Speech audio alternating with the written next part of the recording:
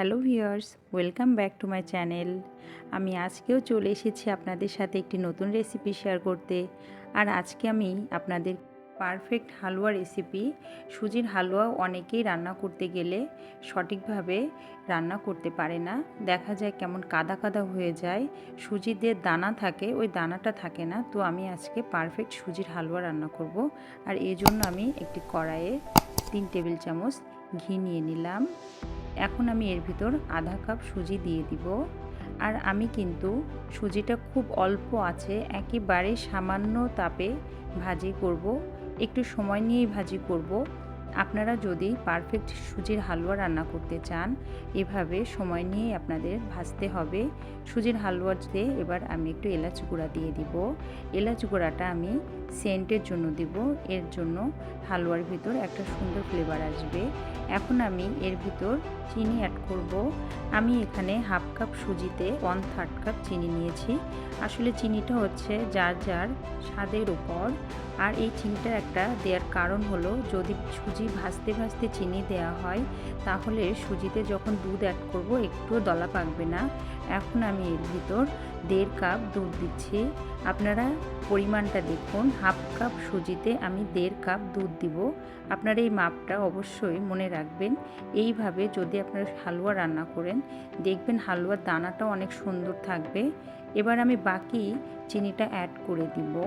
এবার এই চিনিটা দেওয়ার পর আমি একটু ভালোভাবে নাড়িয়ে একটু লবণ দিয়ে দিলাম। মিষ্টি জাতীয় জিনিসে একটু লবণ না দিলে আমার কাছে যেন মনে হয় ঠিকঠাক স্বাদ লাগলো না। আমি আবার একটু ঘি অ্যাড করব। 3 টেবিল চামচ আমি আবার ঘি দিয়ে দিলাম। আর ঘিটা সুজির সাথে খুব ভালোভাবে মেশাতে হবে। হালুয়ার এই যে ঘিটা যখন দেয়া হয়, স্বাদ এবং ফ্লেভার দুইটাই যেন একেবারেই বদলে যায়। আর আমি সবসময় ঘি দিয়েই হালুয়া রান্না করি, আপনারাও চেষ্টা করবেন ঘি দিয়ে হালুয়া রান্না করতে। এখন আমি এর ভিতর কিশমিশ দিয়ে দিব। আর কিশমিশটা আমি খুব ভালোভাবে হালুয়ার ভিতর মিশিয়ে নিলাম। এখন আবার আমি চুলাটা অফ করে 1 টেবিল চামচ ঘি অ্যাড করব।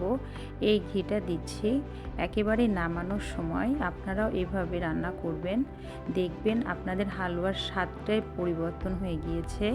একবার খেতে ইচ্ছে করবে না, বারবার আপনার রান্না করতে ইচ্ছে করবে। আমি এটি একটি প্লেটে সুন্দরভাবে সেট করে এর উপর বাদামের কুচি দিয়ে দিলাম। এরপর এটা ঠান্ডা হয়ে গেলে একটা ছুরি দিয়ে পিস পিস করে কাটবো। আর এই পিস পিস করে কাটার পর আপনারাই দেখবেন কত সুন্দর হয়েছে হালুয়াটি। আর এটা কিন্তু খেতেও দারুণ মজা হয়েছে।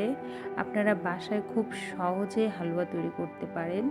আর হালুয়া তৈরি করার জন্য আপনার কাছে দুধ না থাকলেও আপনি কিন্তু সেটা পানি দিয়েও করতে পারেন।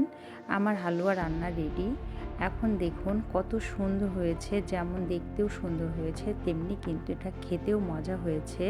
আমার রেসিপিটা ভালো লাগলে একটি লাইক দিবেন।